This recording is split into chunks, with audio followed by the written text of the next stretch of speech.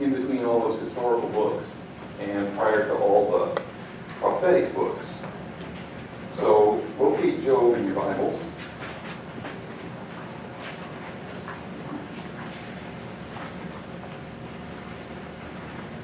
And we'll start at the beginning.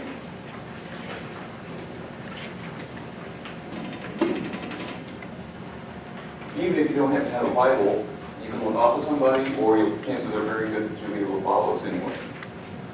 All right. Job begins as follows.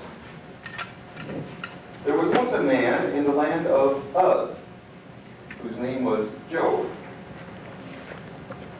Uz probably, it's not Oz, Uz probably refers to the land of Edom. I don't know if you recall back when we talked about the Old Testament that the Holy Land was surrounded by 6 other little countries. Edom was down in the southeast corner. Consequently, Job is not an Israelite. He's an Edomite. There was once a man in the land of Uz whose name was Job. How do fairy tales traditionally start? Once upon a time, there once was a man in the land of Uz whose name was Job. This starts off in a similar kind of way. That should immediately give us at least the possibility that what we're dealing with here is not factual but fictional. Nothing wrong with it being fictional. Jesus' parables are fictional. Nevertheless, they tell us important religious truths. We're certainly going to see that that's the case with Job. That man was blameless and upright, one who feared God and turned away from evil. There were born to him 7 sons and 3 daughters. He had 7,000 sheep, 3,000 camels, 500 yoke of oxen, 500 donkeys, and very many servants. So that this man was the greatest of all the people of the East, richest guy in the world, almost. His sons used to go and hold feasts in one another's houses in turn. And they would send and invite their 3 sisters to eat and drink with them.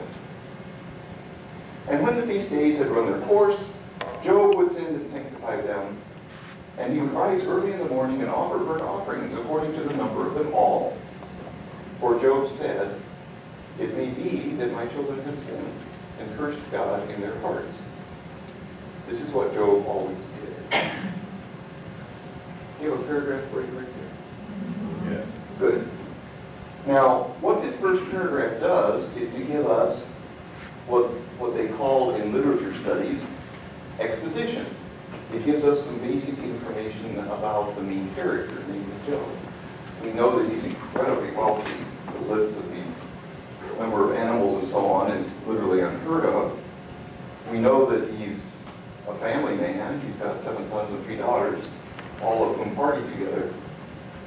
We know that he's a very pious person. After they feasted together, he offers sacrifices for them, just in case any of them may have inadvertently sinned. So this guy is incredible. He's everything he should be. All right, now at this point, if you want to think in terms of cinema, at this point the camera has been down here on earth letting us see what Job is like. Now, with the second paragraph, the camera zips upstairs and we get a scene in heaven. One day, the heavenly beings came to present themselves before the Lord. Now, mine says heavenly beings. Anybody got anything different? Sons of God. Sons of God? That's more literal. That's literally what it says. But we know from that phrase elsewhere in the Bible, we're talking about angels. Angels are conceived of as being like courtiers in a court, with God sitting in the palace on his throne, and they're standing in it. One day the heavenly beings came to present themselves before the Lord, and Satan also came among them. Now what's Satan doing up in heaven? I thought he was chained in the nether gloom.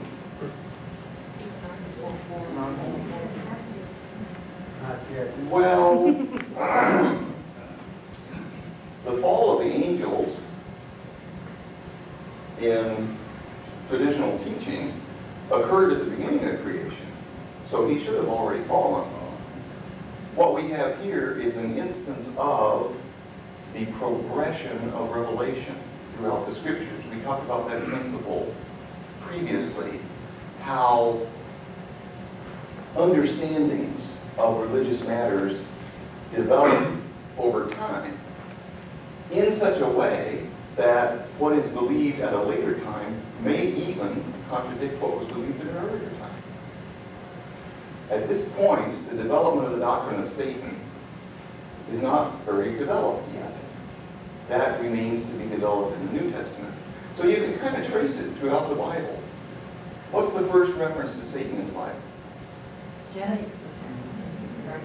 The snake, right? But actually, if you sit down and read Genesis chapter 3, the fall narrative, there's no reference to Satan.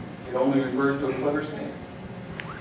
That's a very undeveloped concept of some force that's in opposition to God.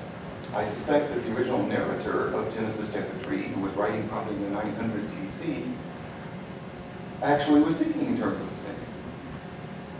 Now, here we have a narrative that was written later, getting closer toward Jesus, where Satan has become one of the angels, but he's kind of a trickster angel.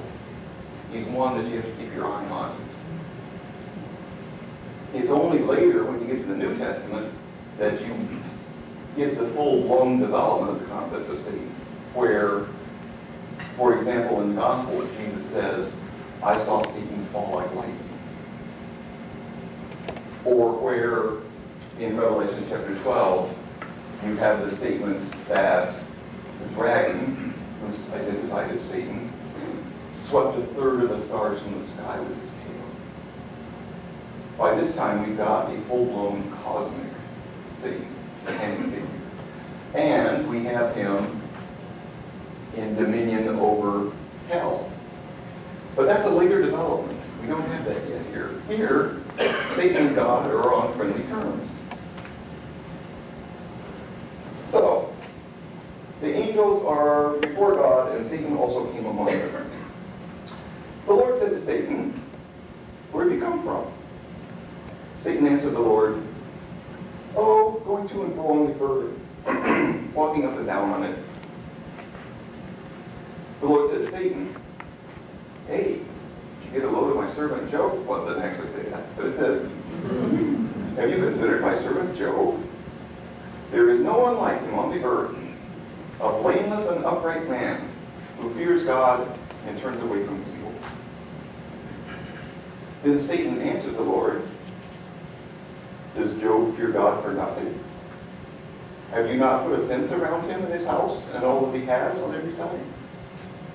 You have blessed the work of his hands, and his possessions have increased in the land.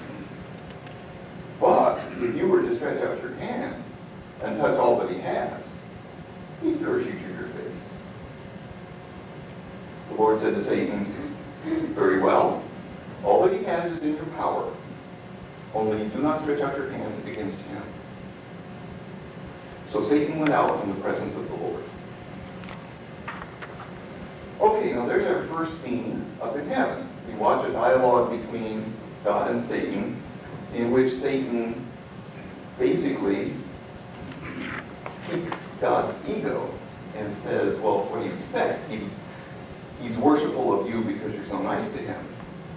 So then God decides he's going to prove to Satan that that's not the reason why. It's because Job actually is a wonderful person. Camera comes back down to earth. We're now ready for scene number 3. One day, when his sons and daughters were eating and drinking wine in the eldest brother's house, a messenger came to Job and said, the oxen were plowing, and the donkeys were feeding beside them, and the Sabaeans fell on them and carried them off, and killed the servants with the edge of the sword. I alone have escaped to tell you. While he was still speaking, another came and said, the fire of God fell from heaven and burned up the sheep and the servants and consumed them. I alone have escaped to tell you. While he was still speaking, another came and said, The Chaldeans formed 3 columns, made a raid of the camels, carried them off. They killed the servants with the edge of the sword. I alone have escaped to tell you. While he was still speaking, another came and said, your sons and daughters were eating and drinking wine in their eldest brother's house, and suddenly a great wind came across the desert, struck the 4 corners of the tent, and it fell on the young people, and they're dead. I alone have escaped to tell you.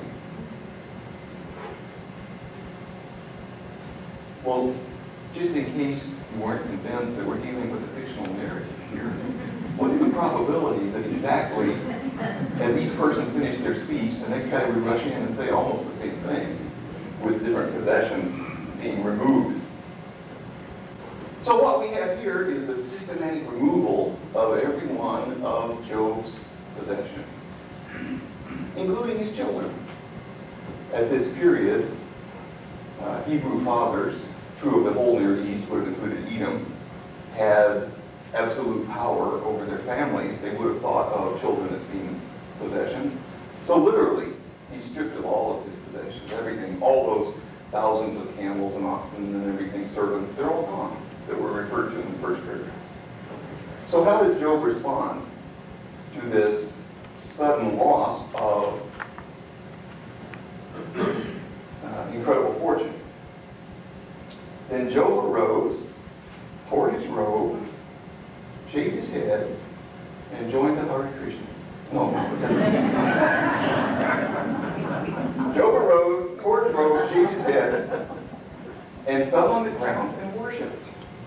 He said, naked I came from my mother's womb. Naked I shall return there. The Lord gave, the Lord has taken away. Blessed be the name of the Lord. Is this guy noble? Yeah, that's noble. I don't think I could do that. That's incredible. As the narrator says in the next sentence, which is the first verse in chapter 2, in all this, Job did not sin or charge God with wrongdoing. Okay, so much for scene 3. The camera now zips back up to heaven, and we see the next scene up there. One day, now we're on the first verse of chapter 2, my mistake. One day the heavenly beings came to present themselves before the Lord, and Satan also came among them to present himself before the Lord. The Lord said to Satan, where have you come from? Satan answered the Lord, going to and fro on the earth, walking up and down on it. The Lord said to Satan, have you considered my servant Job? There is no one like him on the earth, a blameless and upright man who fears God and turns away from evil. Now, up to this moment, every single word in this scene is identical to every single word in the first scene up in heaven. At this point, however, God can't help but brag a little, and he says, he still persists in his integrity, although you incited me against him, to destroy him for no reason. Then Satan answered the Lord, skin for skin. All the people have, they'll give to save their lives. But stretch out your hand now, touch his bone and his flesh. He'll curse you to your face. The Lord said to Satan, very well, he's in your power. Only spare his life. Exactly parallel to the first instance. But now the stakes have been upped. And the wager, if you want to call it that, between Satan and God has been raised. So Satan went out from the presence of the Lord, and he inflicted loathsome sores on Job from the sole of his foot to the crown of his head. Job took a potsherd with which to scrape himself and sat among the ashes. Do you know what a potsherd is? Shard? Yeah. It's a broken piece of pottery. Every village back then, we know from archaeological finds that every village back then had hundreds of pieces of broken pottery in the gutters of every street because pottery was very flimsy back then. So, he's covered with sores from head to foot. He takes a broken piece of pottery to scrape the pus out of them, and he sits in a bunch of ashes. That's real hygienic, isn't it? He's in terrible shape. He's lost his health. The only thing left is his life and his wife, who appears in verse 9. Then his wife said to him, "Do you still persist in your integrity? Curse God and die." He may at this point have wished that he only had his life.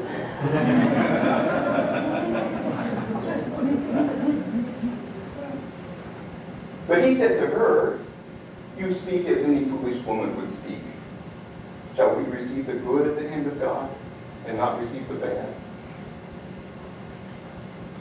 Noble. Incredibly noble. Once again, the narrator can't help but comment, in all this, Job did not sin with his lips. All right, now what we have thus far is a story about an individual who was incredibly wealthy and lost absolutely everything except his life itself. Probability is that this is the first half of a folk tale that was told in the campfires of the ancient Near East. It was probably an international folk tale. I mentioned last time that in Babylonian literature we have discovered some clay tablets that contain a story which we refer to as the Babylonian Theodicy. It's the story about an incredibly wealthy man who lost everything. And then the remainder of the tablets are him and a friend of his discussing why do bad things happen to good people. It's very similar to the story of Job. So this is probably an international story told around the campfires. The original story probably went from this verse that we just read, which is chapter 2, verse 10. It probably went from there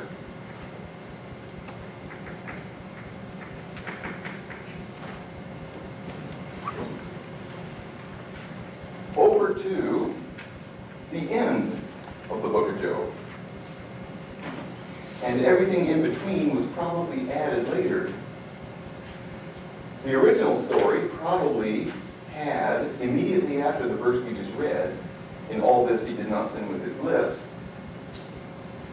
chapter 42, verse 10.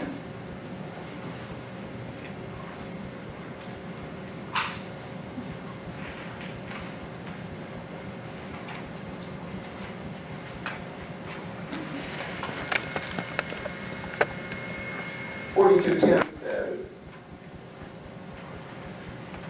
"And the Lord restored the fortunes of Job,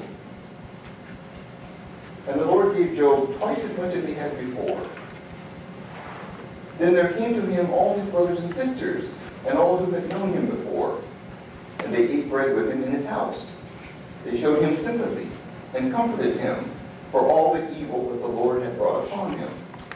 And each of them gave him a piece of money and a gold ring. The Lord blessed the latter days of Job more than his beginning. And he had 14,000 sheep, 6,000 camels, 1,000 yoke of oxen, and 1,000 donkeys." If you compare that list to the list in the first paragraph, everything's exactly double. He's got exactly twice as much as he had to begin with. He also had 7 more sons and 3 more daughters to replace the ones that got killed earlier. He named the first Jemima because she was terrific with pancakes. My footnotes don't say it, but I think the Jerusalem Bible says that Jemima means, what does it mean? Dove? Yeah, okay. And the second daughter's name was Karen Hahn. Is that the name? Keziah? And the third was Karen. There we go. Keziah. Now, Keziah means mascara. Precious perfume. What's Keziah mean? Precious perfume. And Karen Hahn means mascara. What do you got? Cosmetic jar? Black powder. So it's like that here. I have 3 daughters. When we started having kids, I tried to tell my wife into naming our children mascara, but she wouldn't go for it. Blush. I'm sure these would have been beautiful names back then. In all the land, there were no women so beautiful as Job's daughters, and their father gave them an inheritance along with their brothers. You had to be incredibly rich back then to be able to afford that. After this, Job lived 140 years, and he saw his children, and his children's children, and his children's children's children, and his children's children's children's children, and he died old and full of days.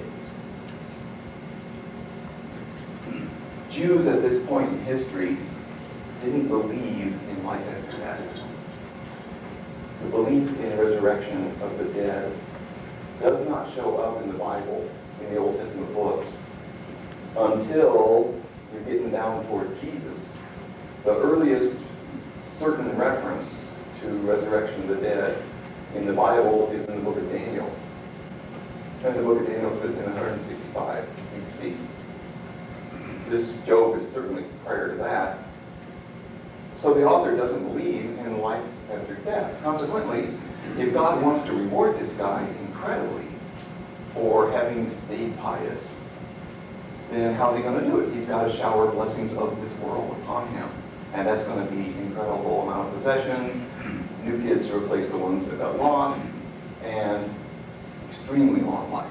That would be a great blessing. Okay, so there is probably the original folk tale. Now, let's presume that I'm an ancient Israelite father, and it's evening, and I'm sitting on the campfire with my wife and children, and one of my sons looked up at me and said, "Dad, tell us a story." Well, I can't tell him the fall narrative because I just did that last night. So, hey, how about I tell him the story of Job? So I say, once there was a man named Job who lived in the land of Uz, and I tell him exactly this story. What lesson would they learn from this? What's the main point of the story as we have just read it, just this beginning and ending? Acceptance. Sure, Job said, shall we receive the good at the hand of God and not the evil also? Patience. That's proverbial, right? The patience of Job underneath all of these torments that he endures. He stays faithful. He stays with integrity. So really, I guess the message would be that if you stay good, eventually you'll get rewarded for it. Wouldn't you say? This idea that if you're good, you'll be rewarded was a very common one among the Israelites during the Old Testament period. And along with this idea that if you're good, you'll get rewarded by God, there was also the idea that if you're bad, you will get punished.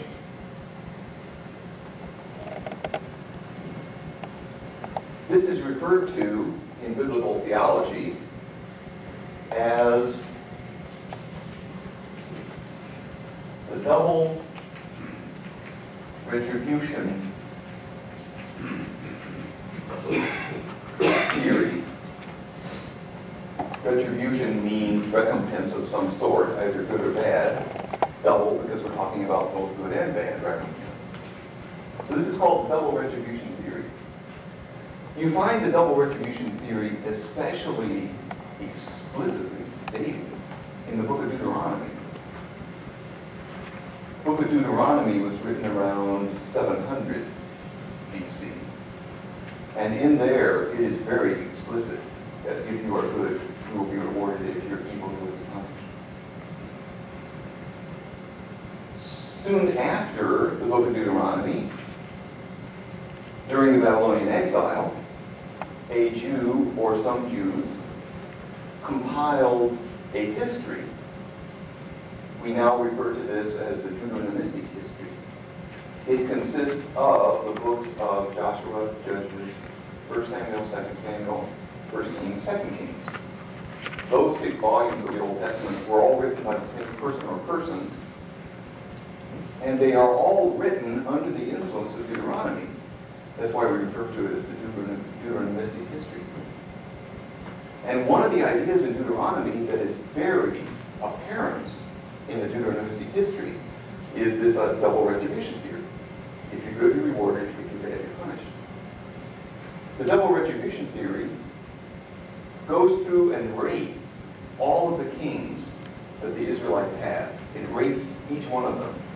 You could almost graph them like a bar graph. David was a good guy. Solomon was pretty good, not quite as good. Rehoboam stunk. Ahaz was okay. Hezekiah, that was a good king. Josiah was good. Manasseh was terrible. And as you go through, looking at how good or bad the kings were, you always see either blessings or disasters following upon their reigns. So, for example, after King Josiah, who reformed the Israelite religion, who cleared out the pagan idolatrous worship that the Canaanites had brought in, peace and prosperity follows. But after Manasseh, the king after him, who reintroduced those pagan idols and so on, the Babylonian exile occurs. One of the worst things that ever befell the Israelites. So this idea of if you're good, you're rewarded, if you're bad, you're punished, is very strongly inculcated in Jewish mentality at the time that Job was written.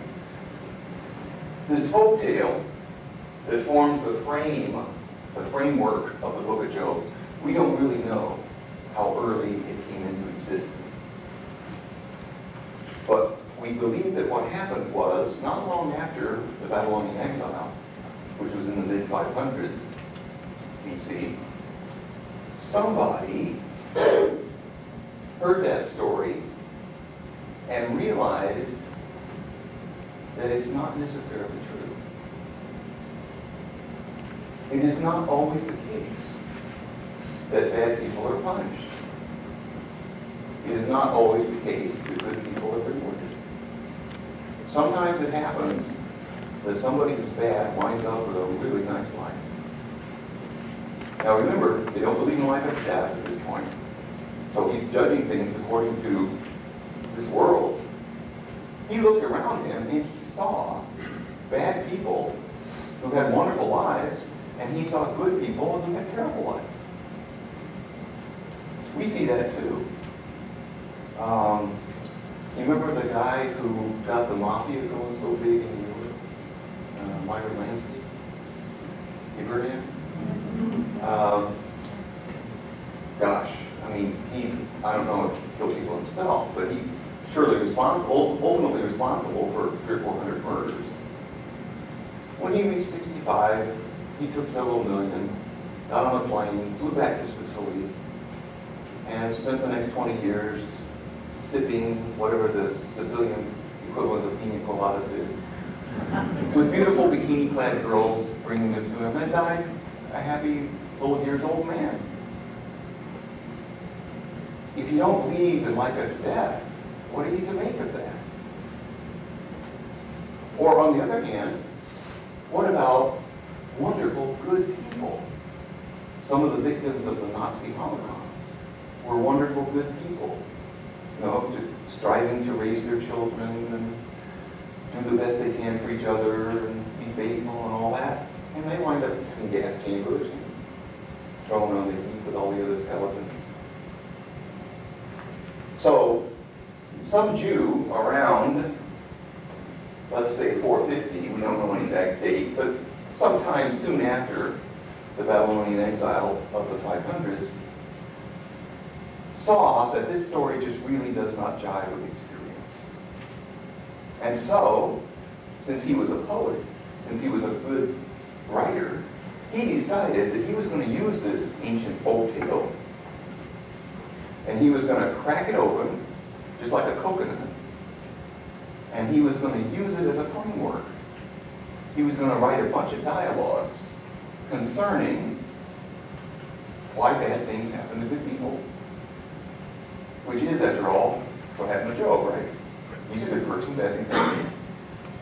And he was going to, after writing all of these dialogues concerning that question, he was going to insert them up into this framework, this original short story. And that's exactly what he did. The work of the poet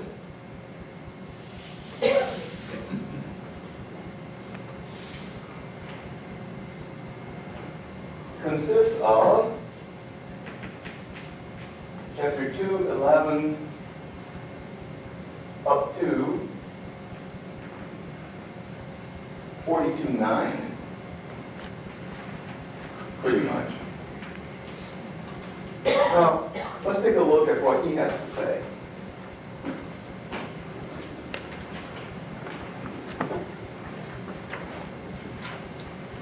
In order to have a discussion concerning the problem of evil, he has to have more than one person around. The wife's no good. She's already made her attitude clear. So he introduces some friends for Job. He creates some new characters. Verse 11 is the first reference to them. That's where we left off. The original story has just said, in all this Job did not sin with his lips. Now when Job's three friends heard of all these troubles that had come upon him, each of them set out from his home. Eliphaz, the Temanite, Bildad, the Shuhite, and Zophar, the Naamathite. They met together to go and console and comfort him. When they saw him from a distance, they did not recognize him. And they raised their voices and wept aloud. They tore their robes and threw dust in the air upon their heads. These kinds of exaggerated gestures of grieving are still typical of the Near East today. Then they sat down with him on the ground for 7 days and 7 nights, and no one spoke a word to him, for they saw that his suffering was very great. After this, Job opened his mouth and cursed the day of his birth. He said, "Let the day perish in which I was born, and let there perish the night that said, a man-child is conceived. Let that day be darkness. May God above not seek it, or light shine on it. Let gloom and deep darkness claim it. Let clouds settle upon it. Let the blackness of the day terrify it. That night, let thick darkness tease it.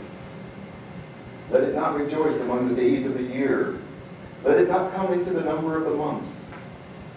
Yes, let that night be barren. Let no joyful cry be heard in it. Let those curse it who curse the sea, those who are skilled to rouse up Leviathan. Let the stars of its dawn be dark.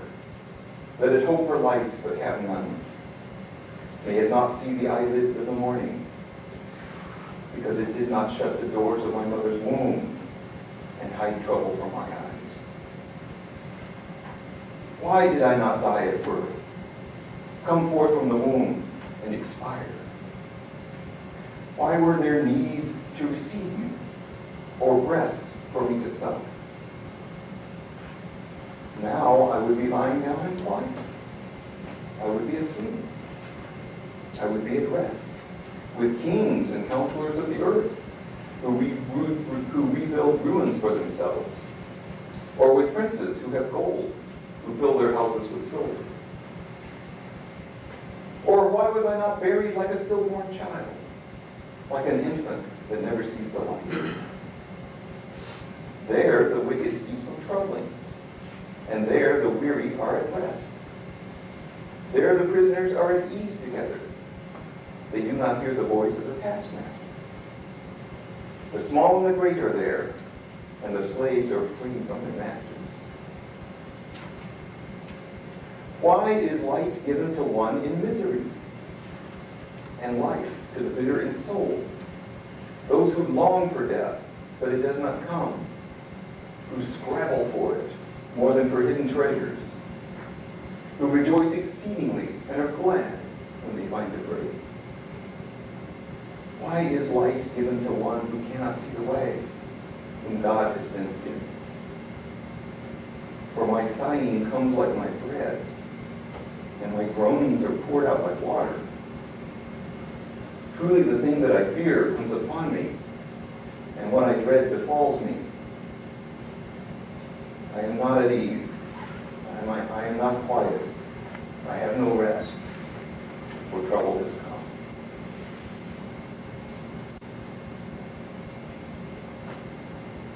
You think that's well written? I think that's a good poem. I think that expresses very adequately the kind of chagrin and questioning and tending toward despair that Job must have felt, that any of us would have felt in a situation such as his. It's got some really nice metaphors in it too, if you notice. Why were there knees to receive me, or breasts for me to suck? Women gave birth back then, not by lying on a pleasant sanitary table like we do now, but by crouching in a field as they stopped picking grain for a while and crouched in the field after the meat.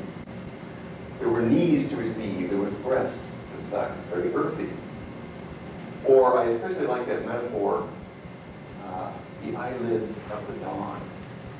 Isn't that a cool one? The image I get with that is I'm standing in a landscape when it's still dark, just before dawn, and light starts to glow over the horizon and gradually gets lighter and lighter until all at once the sun comes up. It's like an eyelid opening. Isn't that neat? This guy's a good poet. I think he's one of the best poets in the Old Testament. In fact, you didn't ask, but here's my opinion.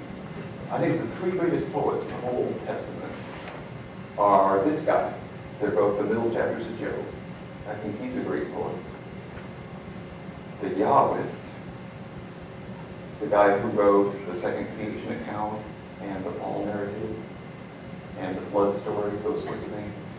He's a great literary author. I shouldn't say poet, I should say great author, because he didn't write in verse with it. So. And thirdly, Isaiah. Isaiah's a great poet. Maybe some that we'll look at. But anyway, okay, so this third chapter is referred to as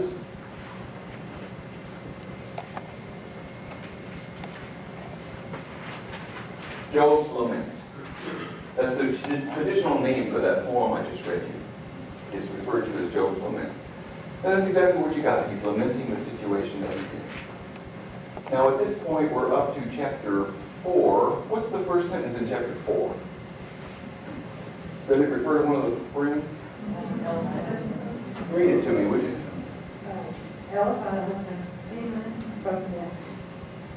That's good enough. Eliphaz the Temanite spoke next. Now, you get an open quotation mark after that, and he starts talking. Does he talk all the way through chapter 4? Yes. And then what about the beginning of chapter 5? Still talking? All the way through chapter 5? Yeah. How about the beginning of chapter 6? No. Then Job replied. So what we have is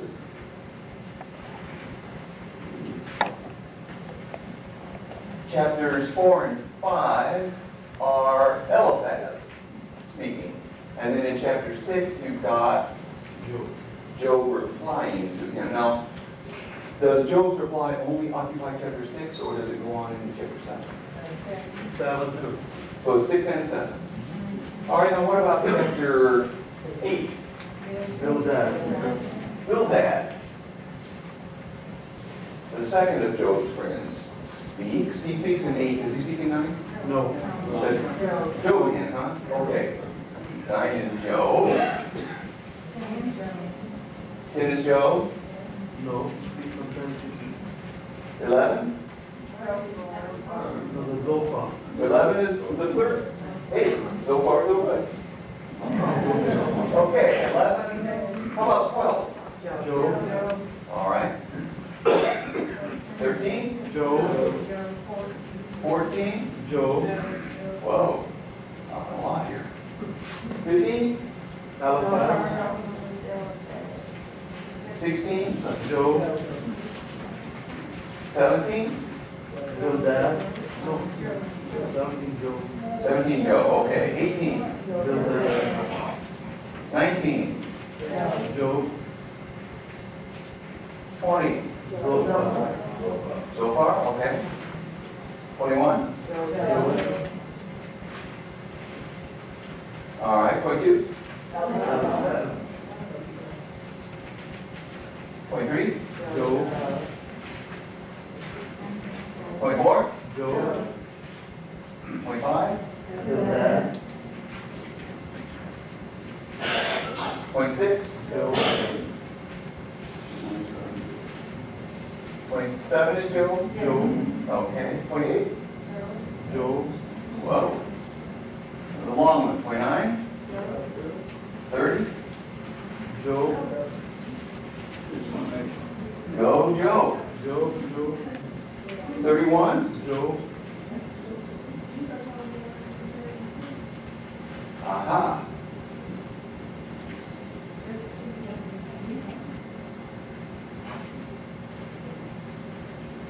Who speaks at 32? The new guy. We better take a look at that. Everybody flip in your Bible to chapter 32.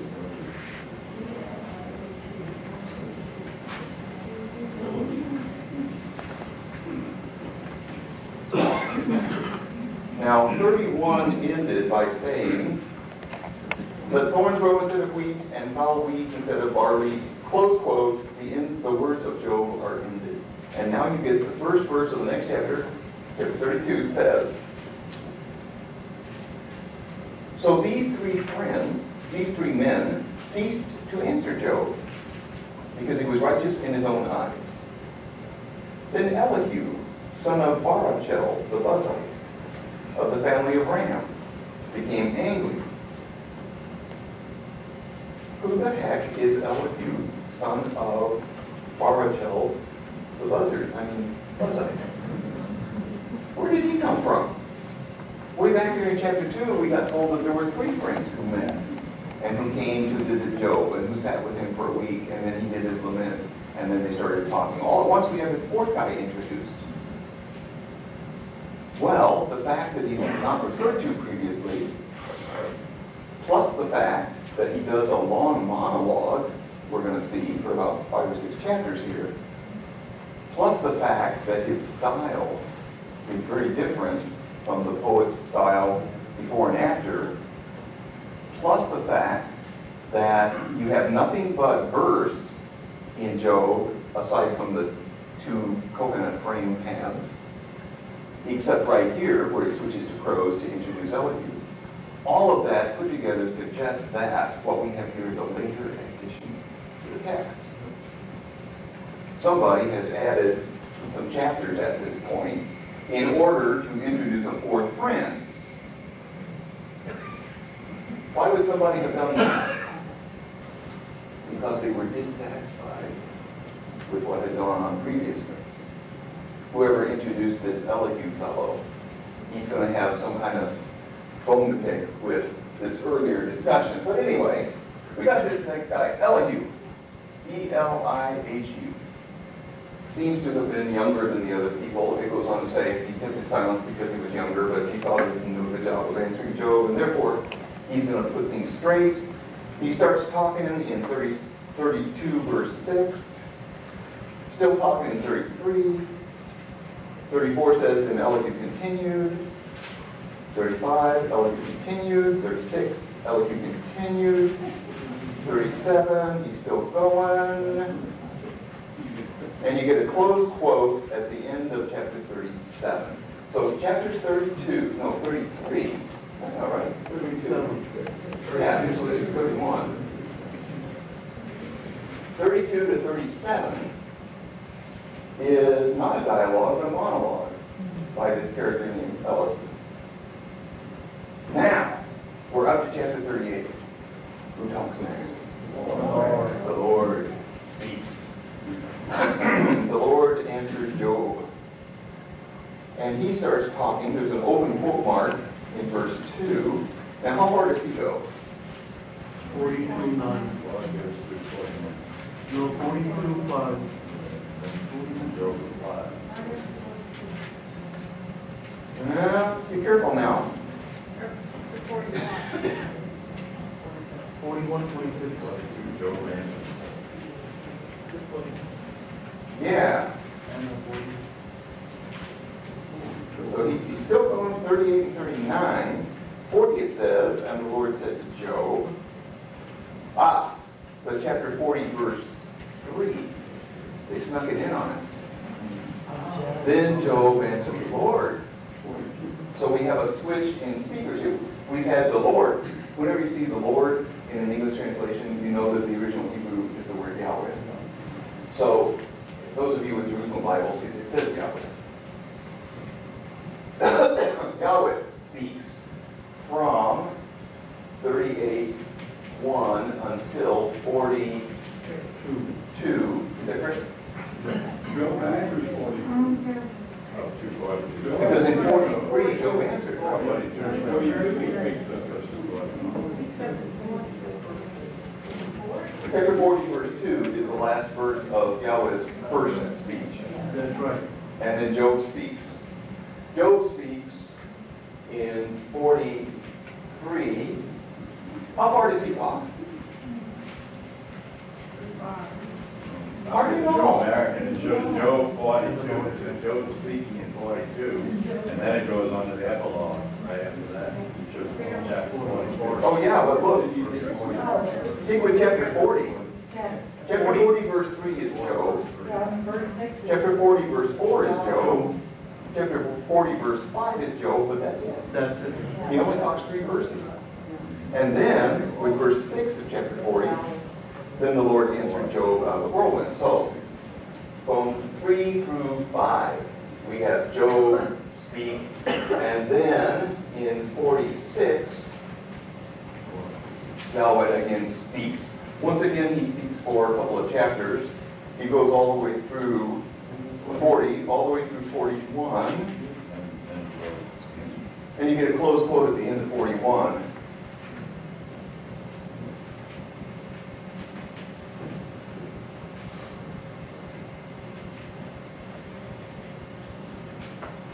So that we have a second response by Job, which begins in chapter 42.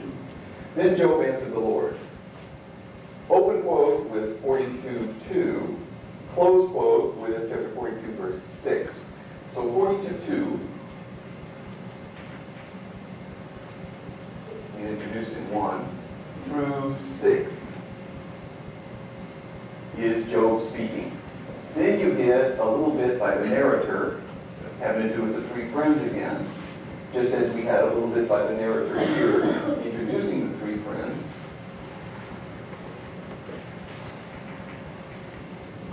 And then you get the end of the original story. Now, the reason I've gone to such pains to bother putting this out here in this fashion is I think that the structure of the book of Job is crucial to understanding the book of Job. If you want to understand what's going on in the book of Job, you have to recognize how it is structured. And it's structured rather carefully, isn't it?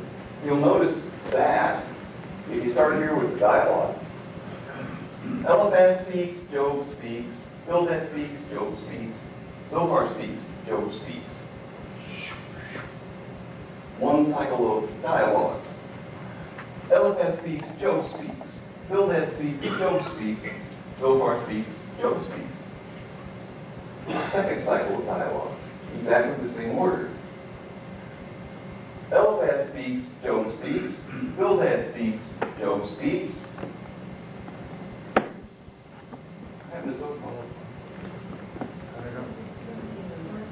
He disappeared.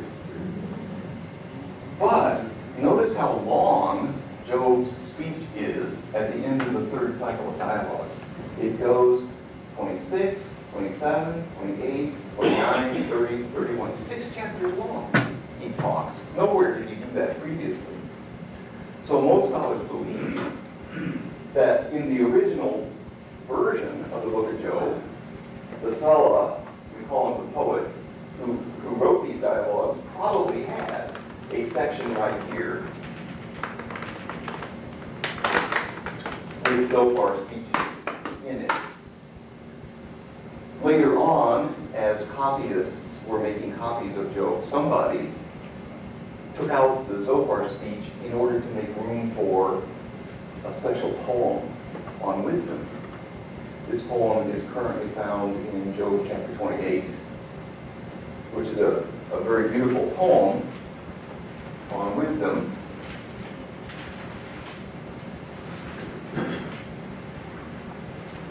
There is a mine for silver and a place for gold to be refined. Iron is taken out of the earth, and copper is smelted from ore. Miners put an end to darkness and scratch out to the farthest bound the ore in gloom and darkness. If you skip on up to verse 12, but where shall wisdom be found? Where is the place of understanding? Mortals do not know the way to it, and it is not found in the land of the living. The ocean says, it's not in me. The sea says, it's not with me. It cannot be gotten for gold, and silver cannot be weighed out as its price. Skip down to verse 20. Where then does wisdom come from? And where is the place of understanding? It is hidden from the eyes of all living, and concealed from the birds of the air. Abaddon and death say, we heard a rumor of it with our ears. God understands the way to wisdom. He knows its place.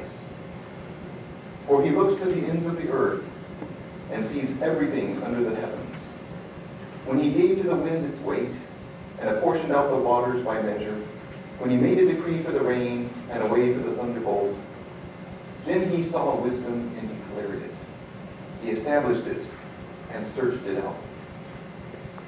And he said to humankind, truly, the fear of the Lord, that is wisdom, and to depart from evil is understanding.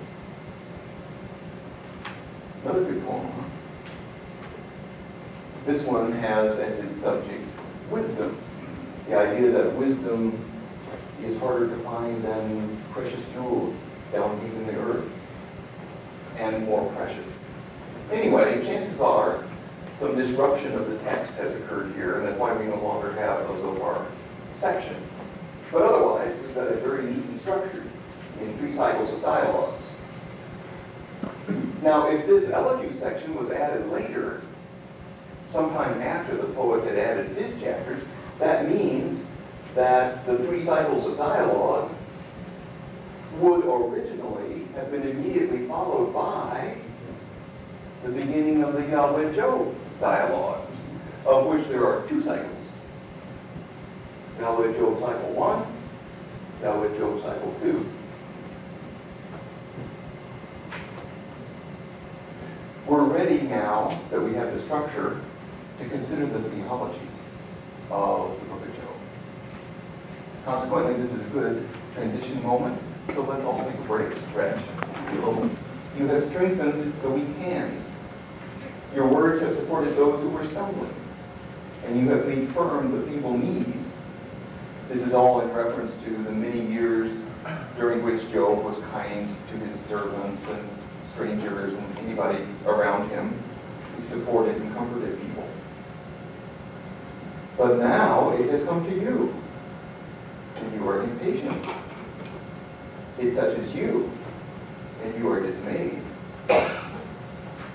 Is not your fear of God your confidence, and the integrity of your ways your hope?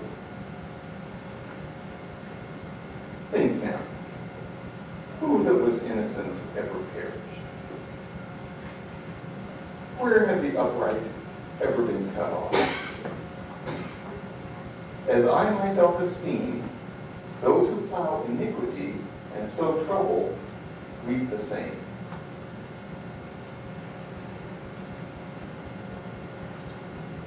Who that was innocent ever perished?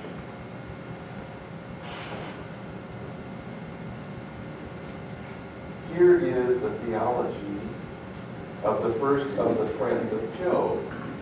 And where does he get this theology from? Double retribution theory. Who that was innocent ever perished? In other words, who that was good ever failed to get his reward? Who that was good ever got punished? It's a rhetorical question, to which he presumes the answer is no. Then in the next sentence, he gives us the other half of the double retribution theory. As I have seen, those who plow iniquity and sow trouble reap the same. If you're bad, you get punished. So what we have with Eliphaz is a dyed-in-the-wool conservative traditionalist. He is a firm believer in what virtually all Jews of his day held, namely the double retribution theory. If you're bad, you're punished. If you're good, you're rewarded. And that's all there is to it. He goes on to harp on this for a bit. Verse 9, he says, still talking about the bad, by the breath of God they perish. By the blast of his anger they are consumed. The roar of the lion, the voice of the fierce lion, and the teeth of the young lions are broken. The strong lion perishes for lack of prey, and the whelps of the lioness are scattered. This is all a metaphor where he's comparing evil people to lions. Even though they look strong, even though they look scary, they always wind up bad off with their teeth broken, their young scattered, and so on. So, Eliphaz is emphasizing the double retribution theory. The next passage is one of my favorites in the whole of this. How does that console? If you had just had your 7 sons and 3 daughters die, Yeah, would you like somebody to come and say, bad things don't happen to you? It's not consoling, is it? No, not at all. So this guy is kind of a rule-bound principle type, you know? He's not very aware of human feelings and the softer side of things. It seems to be very rigid, it seems to me. I totally agree with you. almost like he's thinking, you know, well, you must have done something bad that you don't know about it. This happens to you. And true.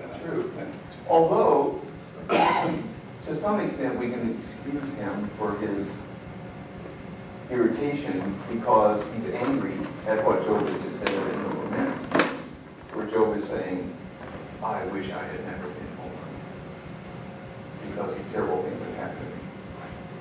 And Eliphaz is saying, hey, you don't question double retribution theory. I mean, that's the way it is, because that's the way I was taught. That's the way my grandparents believed. That's what everybody believes. I'm a little confused because a minute ago we were talking about this. You had the beginning of the story and the end of the story, and you put this section, which is essentially a philosophical debate, showing sides. And now we're talking as if they actually related what the person is individually saying somehow relates to the story before and after. Aren't we actually into a philosophical debate? We are into a philosophical debate. What I'm relating is Eliphaz's response to Job's lament. And Job's lament is part of the philosophical debate. So there really isn't the difficulty that you're mentioning. Well, but we're talking about the person who's putting this in, both the lament and the philosophical, certainly is not worried about what happened to Job's children. I mean, he's trying to take a story and put in an argument. So he's not going to be worried about whether he hurts Job's feelings or not. I mean, it's immaterial. It's another story. to some extent that's true, and the story that you get, this is still a narrative, by the way, even though it's dialogue back and forth. There is development within it. To some extent, the story that you get here is not completely compatible with the frame story. But how could it be?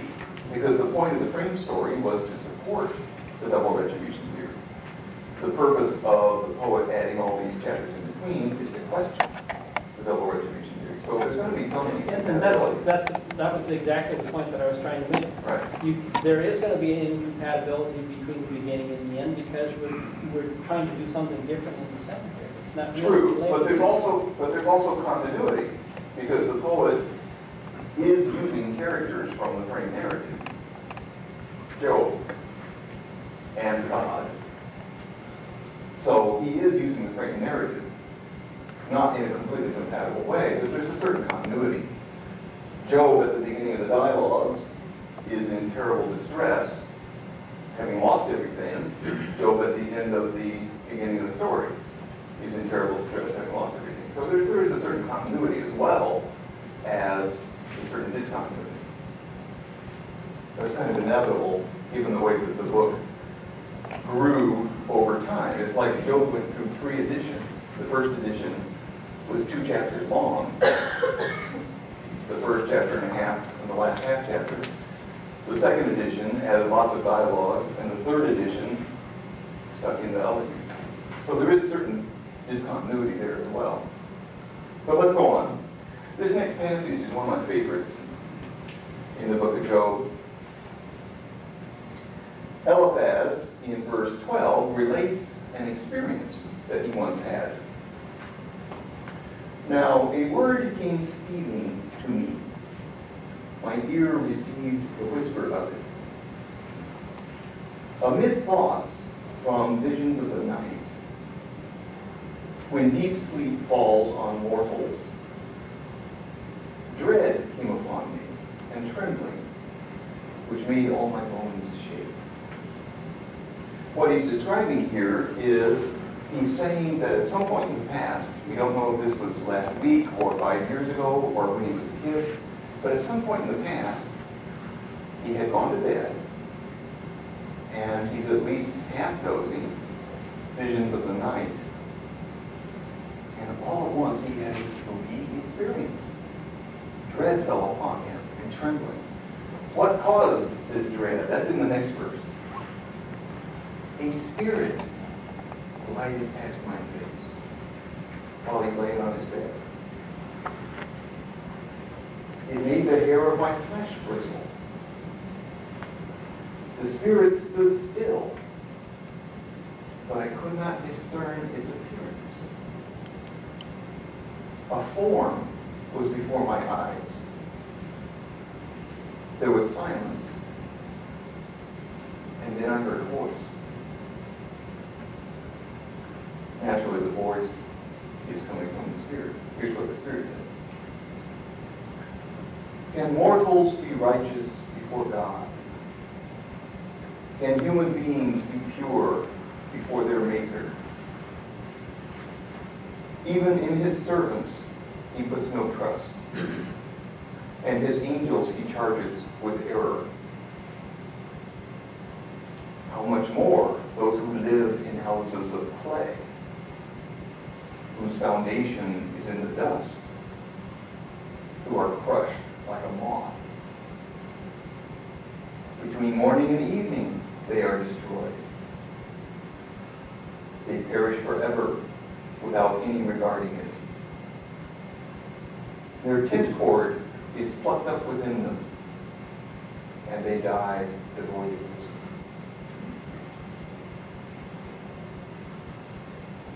That is a great speech. Isn't that great? What an image for death. The tent cord is plucked up within you. Isn't that fantastic? You ever go camping? I'm sure you have, right? You know what it's like. You pull that tent plug up, it just collapses. That's what death is like. Your tent cord is plucked up within you. This image of humans as being those who live in houses of clay whose foundation is in the dust is also a fantastic image. You know, we live our whole lives in these houses of clay, and these houses of clay were made of dust. Remember Genesis chapter 3? For out of dust you were made, and unto dust you shall return. Remember, man, that you are dust, and unto dust you shall return. Emily Dickinson has a poem, Because I could not stop for death, he kindly stopped for me. The carriage held but the two of us and immortality. She actually has this very image of the house of clay with the foundation of dust in that poem somewhere. I don't remember the whole poem. Anyway, I get excited at how good the poetry is in the book of Job. Now, one thing that I like about this passage is it especially speaks to me because I had a similar experience. I don't remember how old I was. I was probably 8 or 10. And I remember I was living on a farm. I was laying in a second-story bedroom. It was a very moonlit night. I woke up in the middle of the night. The window was open. And the gauzy curtains were kind of blowing like this. And as I looked, I'm not making this up, a gauzy figure separated itself from the curtains and glided across the foot of my bed. It went over to the opposite corner, opposite the window, and stood looking at me. It did not give me a speech about mortality. It simply dissolved until I couldn't even see it out of the corner of my eye. Isn't that weird? I don't know what to make of that. You know, that was like 40 years ago. But it's always been with me. And you can imagine the first time I read this. Wow, I'm not the only one. Not only am I not the only one, that's 2,500 years ago. I mean, these things are part of life. They're just amazing. Anyway, this one did give a speech on mortality, and he also reveals his identity, which was not the case with my experience. Who is this spirit? Did you pick it up from what he said? Yes. Not that. Not God, because he refers to God. Angel. It's an angel. How do we know it's an angel? Yes. How does he know that God charges his angels with error? How does he know that God even finds fault with his servants? Servants and angels is in parallelism. We talked about parallelism last time. So it's still referring to angels there. How could he know to make this comparison between humans and angels unless he was clued into these sorts of things? So this angel appears to him, kind of a vaguely seen thing, and says, can mortals be righteous before God? That's interrogative in form, but it's a rhetorical question. He already knows the answer. He's not seeking information. In a way, he's saying, mortals cannot be righteous before God. Not even angels can be righteous before God. Therefore, how much less can mortals be righteous before God? Mortals who are crushed like a moth.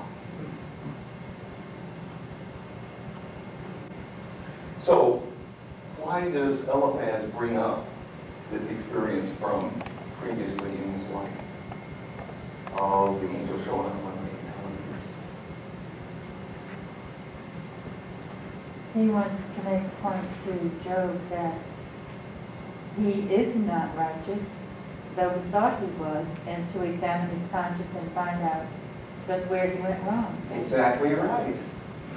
It's like a syllogism. The angel said, mortals cannot be righteous. You, Job, are immortal. Therefore, you, Job, are not righteous. Did I get that the right point? Something like that. So, the point is, because you are a human being, you have to have done something bad. Therefore, these punishments that have befallen you prove that you've done bad things. That's the danger with the double retribution theory. People always switch it around. They not only say, if you're bad, you're punished, they also say, if you're punished, you're bad. I can tell how bad you've been, and how much God is picking on you. This becomes a kind of very self-righteous attitude, doesn't it? While we're talking about this, I would just like to point out that Jesus had something to say about the double retribution theory. Take a look. Luke chapter 13. Hope I'm right.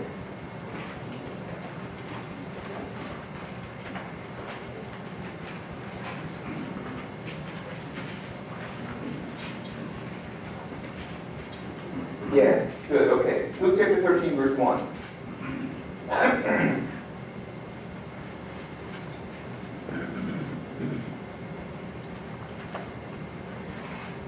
At that very time, there were some present who told Jesus about some Galileans who had come to the temple to perform sacrifices, and Pilate, purely on a whim, sent some soldiers to murder them and mix their blood in with the sacrifices. He thought that would be fun. Some present told him about the Galileans whose blood Pilate had mingled with their sacrifices. Jesus asked them, "Do you think that because these Galileans suffered in this way, they were worse sinners than all other Galileans? No, I tell you. There's a flat-out statement that you cannot use the double retribution in a reverse fashion like Puritans did back in New England and say, well, his house burned down, he must have been a bad person. Similarly, he brings up an example of his own. Or those 18 who were killed when the Tower of Siloam fell on them. Some accident that happened recently. He brings that up. Do you think that they were worse offenders than all the others living in Jerusalem? No, I tell you. But unless you repent, you will all perish. Etc. Okay, back to Job.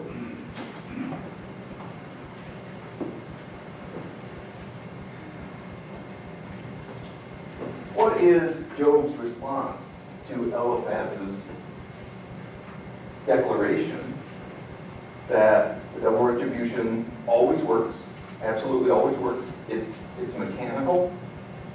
This is the machinery of justice clanking along.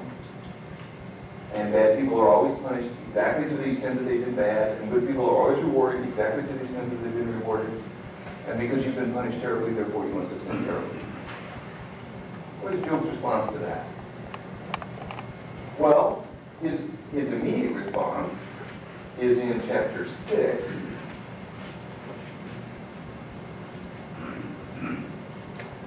On the other hand, the speech by Bildad that follows says exactly the same thing as Eliphaz's speech. He also is a proponent of the double retribution theory. The speech of Zophar says exactly the same thing as Eliphaz and Bildad. He also is a proponent of the double retribution theory. In fact, all three of the friends have been introduced in order to be the spokespersons for the traditional theology of double retribution. So we can take any of these responses by Job to any of these speeches, and we'll get basically Job's response to this assertion of the double retribution theory. So let's go to one that's especially clear, since we don't have a lot of time, and take a look at chapter 9.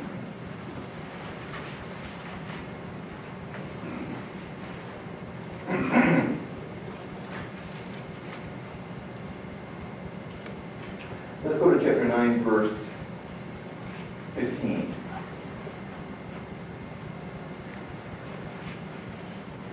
Though I am innocent, I cannot answer him being God. I must appeal for mercy to my accuser. Interesting way of putting a situation. If I summoned him and he answered me, I do not believe that he would listen to my voice. For he's crushing me with a tempest, and he's multiplying my wounds without cause. He will not let me keep my breath, but fills me with bitterness. If it's a contest of strength, he's obviously the strong one. If it's a matter of justice, who can bring him to task? Though I am innocent, my own mouth would condemn me. Though I am blameless, he would prove me perverse. I am blameless. I do not know myself. I loathe my life. It is all one. Therefore I say, he destroys both the blameless and the wicked. When disaster brings sudden death, he mocks at the calamity of the innocent. The earth is given into the hand of the wicked. He covers the eyes of its judges. If it's not him who does it, then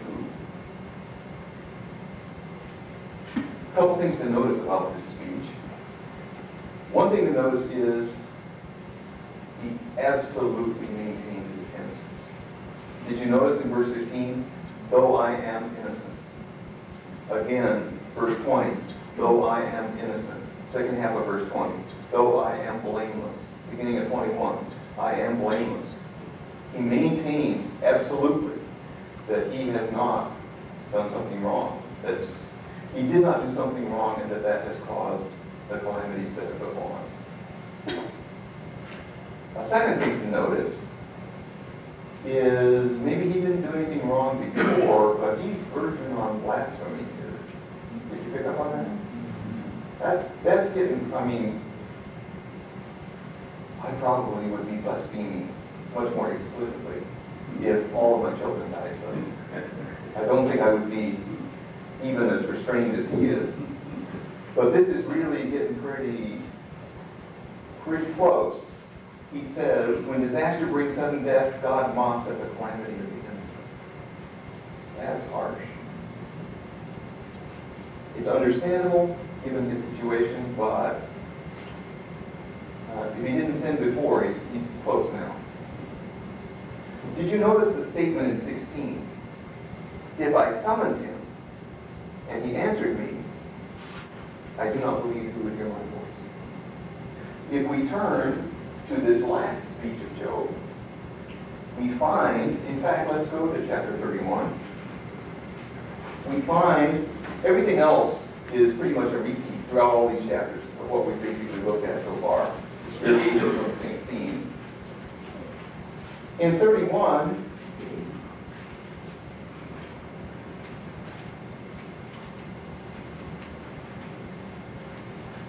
verse 35, he does summon God. He says, oh, that I had one to hear me.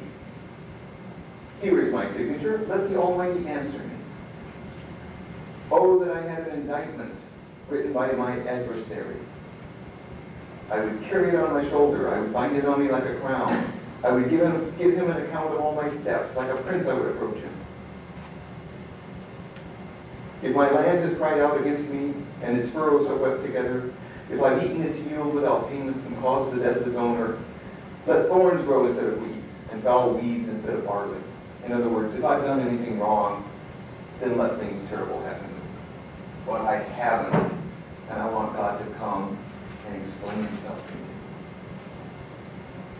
to me. The words of Job are ended. If you go to the very next sentence, very next sentence is Eliphaz. If you go to the very next sentence that it used to be, immediately after that, prior to the insertion of all the Elihu stuff, then you're at chapter 38, verse 1, and God does exactly what Job has just asked. He shows up. Then the Lord answered Job out of the whirlwind. And what does God say to Job? Who is this that darkens counsel by words without knowledge? Gird up your loins like a man. I will question you, and you shall declare to me. Where were you when I laid the foundation of the earth? Where were you? Non-existent, yeah. Tell me, if you have understanding. Who determined the measurements of the earth? Oh, surely you know. Who stretched the line upon it? On what were its bases sunk? Or who laid its cornerstone when the morning stars sang together and all the heavenly beings shouted for joy? Or who shut in the sea with doors when it burst out from the womb?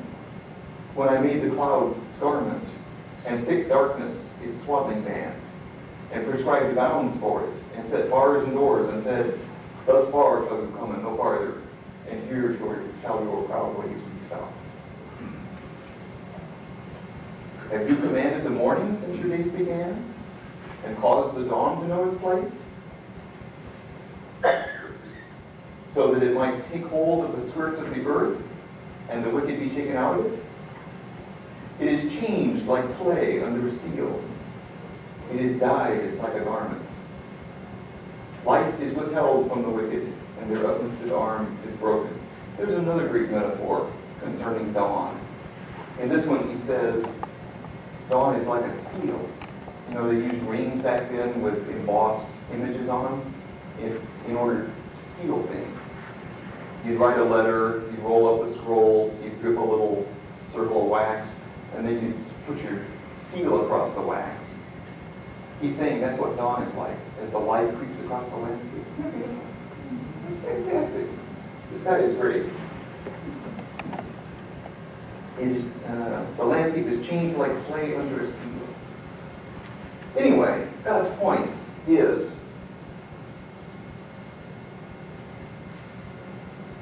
what? Who are you to question me? Who are you to question me? Because Whatever they want, I'm God. I am God and you are man. I am God and therefore I am you who created absolutely everything. I am God and therefore I am the one who is in charge of everything, who has structured everything the way that it is structured. I know how the dawn works, why the sea stops where it does. I know everything. I am omniscient. What do you know? You have a finite little mind. You know a tiny little bit about what's immediately in front of your nose in your life. You know your family, you know your co-workers, you know a little bit about what's going on in the world because you watch TV. But you don't know what's going on. You don't understand the deep mysteries of the universe. Particle physicists don't know the deep mysteries of the universe. Why are we here? What is there after death? What is the soul? What is God really like? All of these questions, the ultimate question, the religious questions, nobody can know because they're mysteries. They're not mysteries in the sense of Agatha Christie mysteries. We call those mysteries because the first 95% of the novel you don't know who did it. The last 5% you do, so it's a mystery who did it. But there is an answer. The kind of mysteries I'm talking about are capital M mysteries. You cannot know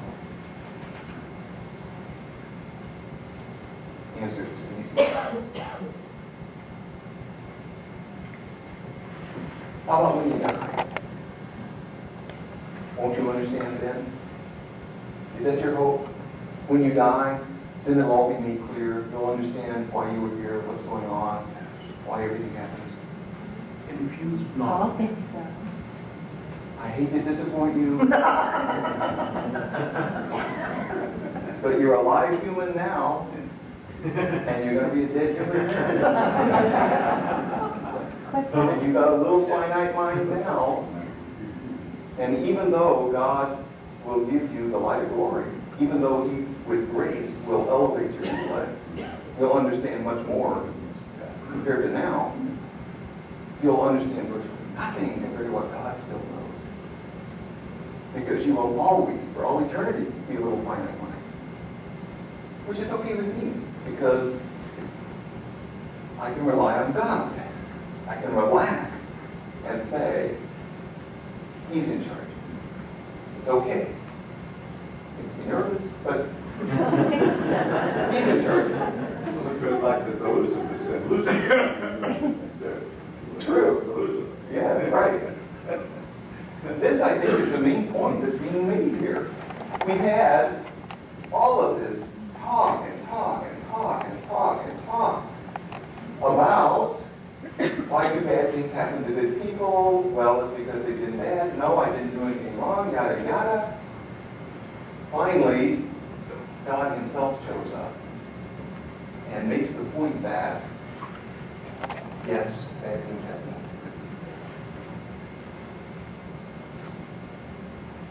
But I can't explain it because you are a little finite mind. What you have to do is trust me. You have to trust me. That's the ultimate message of the book of Job. The ultimate message of the book of Job is God's in His heaven, all's right with the world. The only proper response to the mystery of evil is trusting God.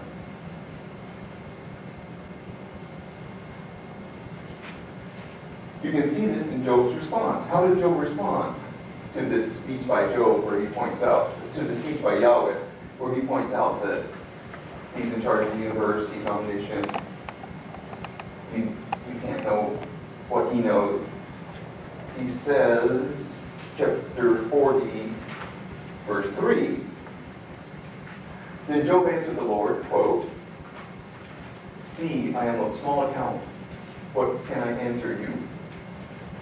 I lay my hand on my mouth. I have spoken once, and I will not answer. Twice, but will proceed no further. Job realizes that he has been wrong to malign God, as he was doing there, as we saw, get very angry and bitter. Now, I will lay my hand on my mouth, touch my mouth. Then God speaks again. Once again, He makes the very same point here. The Lord answered Job at a whirlwind. I'm at chapter 40, verse 7. Gird up your loins like a man. I'll question you, you declare me.